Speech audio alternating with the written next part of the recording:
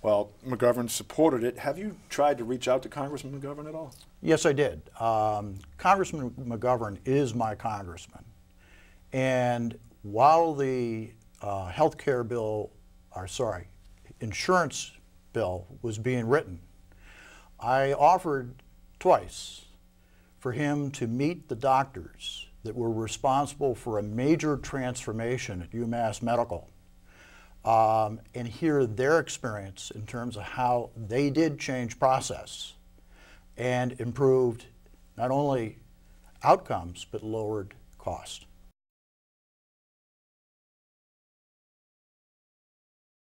Having heard what George had to say, what do you see as the biggest problems with Obamacare? Obamacare itself is the biggest problem. This is a takeover by the federal government of our entire healthcare system. 16% of our economy was taken over by Obamacare. You don't need a sledgehammer to kill an ant. We have the best healthcare in the world, but costs are out of control, and free market reform can help solve the problem.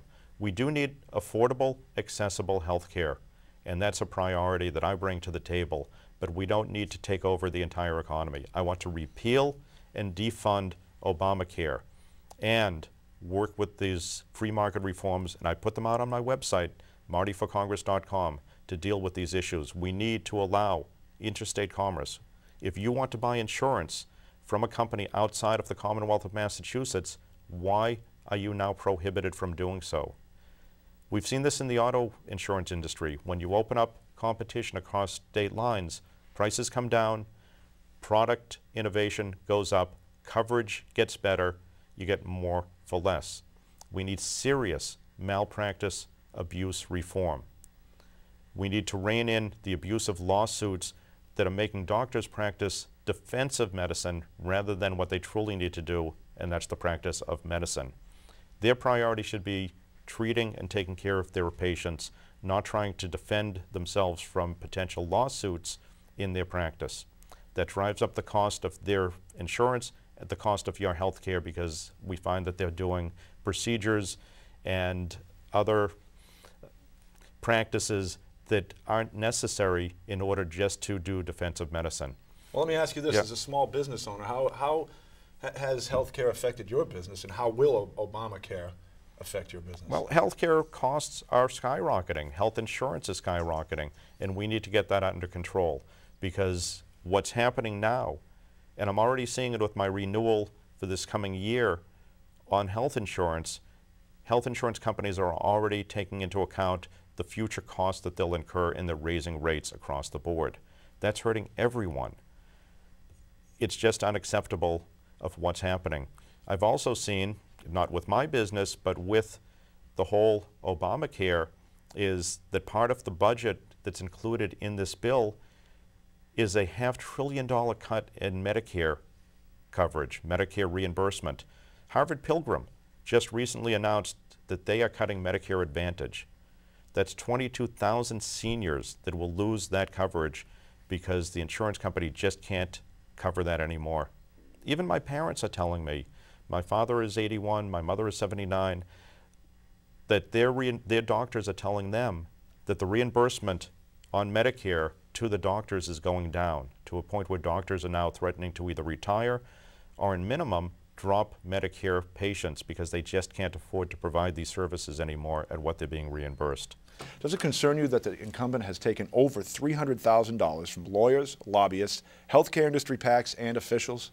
When you look at the numbers, the dollars that he's taken from these special interest lobbyists, and look at the legislation that he's put forward and voted on, such as Obamacare, it's clear that his interest is not with the people. Trial lawyers giving money to a congressman who did not push for or include in this legislation anything having to do with malpractice abuse.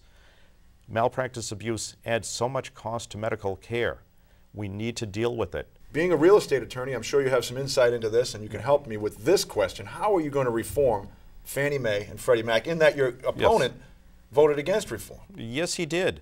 And it's funny that you bring that up, because Fannie Mae and Freddie Mac have spent $123 million in lobbying Congress to have Congress not reform them. Fannie Mae and Freddie Mac are out of control. We need reform. They need to be reformed and reined in and brought under control. How does somebody go about doing that? So you're down there, how do you do Right.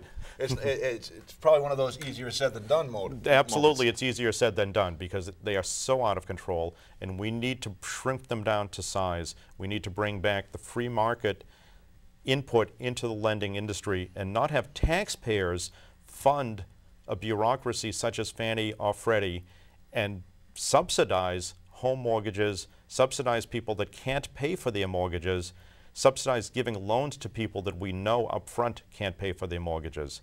According to Citizens Against Government Waste, McGovern has a 6% rating, while Barney Frank, of all people, has a 14% rating for cutting waste. Do you think voters should be concerned? I think voters need to be very concerned. Why do you think we're in such financial dire straits? We need to have massive wholesale cuts in congressional spending. CHOPS. I have a plan on my website. I call it the Lamb Chop Plan, 19 points to rein in government abuse and spending on the federal level. Simple things that have been proposed before that need to be done before it's too late.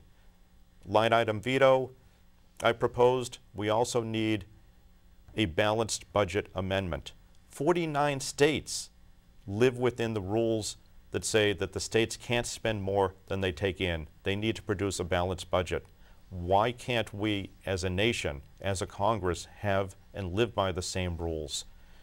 I know that everybody out there in their own home lives by that rule. You can't spend more than you take in. That's how government needs to function. Wholesale chopping across the board. How often does the incumbent vote with the Speaker of the House? Is he too partisan? I truly believe he is partisan. 97.9% of the time he votes right along Nancy Pelosi party lines. Of course, he does vote against party lines on occasion. I mentioned before that he has a 0% rating with Americans for Tax Relief, but Nancy Pelosi has a 5% rating. So he votes to the left of Nancy Pelosi when it comes to taxation. He votes to the left of Barney Frank when it comes to spending. Other than that, party line, partisan, that's been his agenda since day one. How about Jim McGovern's connection to FARC? Very, very troubling. For those watching that don't know, FARC is the narco-terrorist guerrilla organization that's currently fighting the United States-backed Colombian government's war on drugs. The Wall Street Journal reported that Congressman McGovern, from his personal email account, emails were found on the hard drive of the laptop of the second in command of FARC. I find that extremely troubling. Congressman McGovern has had ties with FARC, with Cuba. He seems to be emphasizing his needs, his interests on countries like Cuba and Colombia rather than on the 3rd District.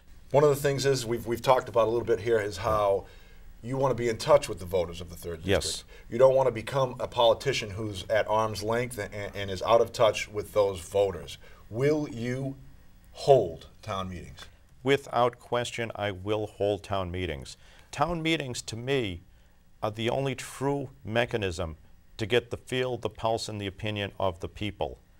Members of Congress need to put themselves out into the community in an open forum where the voters, where the citizens can talk, interact, express their opinions, their views, and have feedback back and forth with their members of Congress.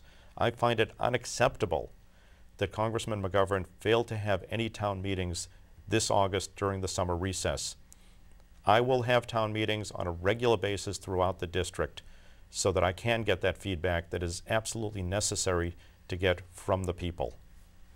Tell me how the campaign is going so far, Marty. Campaign is going wonderfully. There are so many motivated, active volunteers that are just coming forward, whether they be holding a sign out in the street spontaneously at 7 o'clock in the morning before going to work, holding signs out late in the day, door knocking, literature drops, making phone calls. you name it, they're out there doing it, and day by day the momentum has been building and building and building. And is the family involved? You've got 2 teenage daughters. Are they excited? Are they involved? Yes, they are. They're very excited. They're teenagers, so day by day it will change. So they text you and tell you they're excited? Yes, they do. Yeah, okay. They have helped out. They've been out there helping on the campaign trail. And my younger daughter, Sima, who's 17, she's a senior in high school. Every once in a while I'll get a text from her from school. I know she shouldn't be doing that. About how a teacher brought up something and she chimed in. The excitement, it's building, and I'm thrilled that they're part of the campaign. It's a family effort, and that's the only way it can be as far as I'm concerned. So here we find out your daughter's working, yes. Your wife's working, you're working, yet McGovern isn't working, so they basically are just collecting a paycheck while they take some time off. Do I have that right? You have that right. So, I mean, is there any way you can reform that going forward? Will you work against that? I'd have to look at how the pay structure works, but I do need to look at, and I have committed to look at congressional budgets, how they work, how members of Congress are paid. I do want, and I have proposed, it's on my website, martyforcongress.com, at least a minimum 10% cut in congressional budgets. And the budgets do include staff salaries, office expenses. We need to shrink down the offices down to size 2. We need congressional reform for members of Congress on pensions. Why should elected officials take a pension, unfunded pensions right now, at taxpayers' expense? Members of Congress, like any private sector person, should be offered something similar to a 401k, where we can put our own money in, invest it, and not rely on taxpayers to fund our future retirement. Well, I have a question about another congressman named Marty who proposed term limits and didn't adhere to his own proposal. How do you feel about term limits? Our founding fathers put in a 2-year term for members of Congress, members of the House of Representatives, with the concept, the vision, that these members of the community would put down their tools of their trade, whether it be a rake and a hoe, a hammer, a quill, go to Washington for a few years, represent the community, and come home.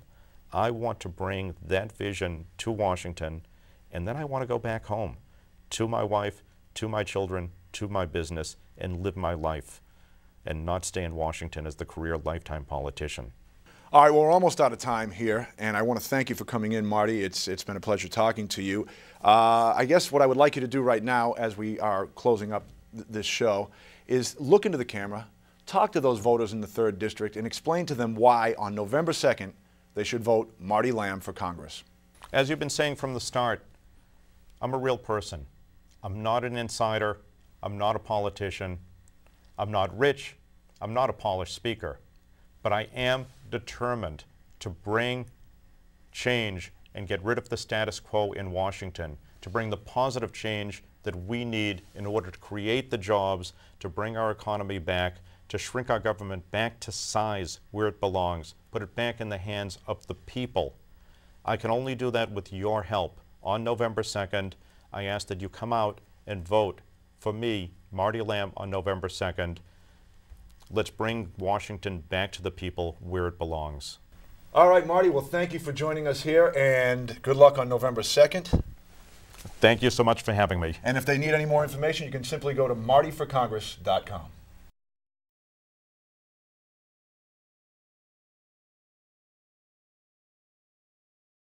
I'm Marty Lamb, and I paid for and authorized this ad. Marty Lamb for Congress.